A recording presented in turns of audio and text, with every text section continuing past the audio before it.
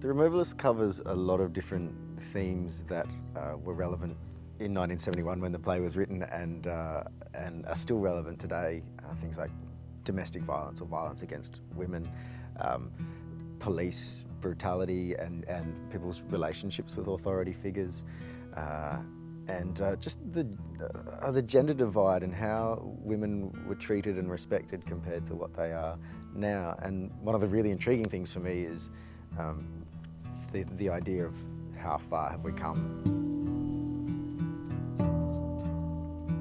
We chose to set the play in its original setting in 1971.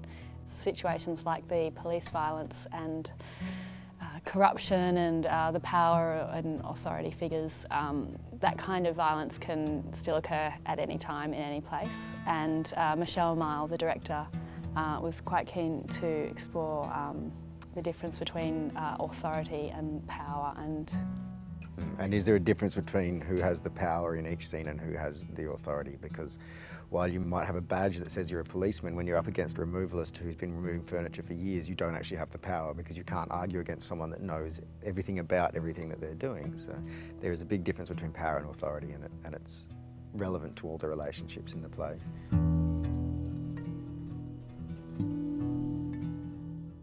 Younger audiences should see this production because it is, even though it was written 40 years ago, it is quite challenging to watch, and it's important to see sort of confrontational things that might challenge the attitudes of you know, how people are treated, how violence can be treated, how things are dealt with. So it's important to see that sort of thing just to start opening up, you know, ideas and dialogue about different situations. I think this is an important production for younger audiences to see because it is one of the most enduring scripts, Australian scripts ever written, one of the most enduring Australian plays. It's been relevant for 40 years and it's stood the test of time.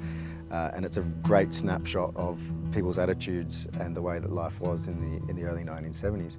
And it was written at a time when David Williamson, it was only his second play, and it sort of represents this brave new world of Australian playwriting where they could take a few more risks and a few more chances and swear a bit more and have a bit more violence and that sort of thing. So it actually represents a sort of a time of change and real guts from Australian playwrights that has shaped the way that plays have been written in this country for the last 40 years.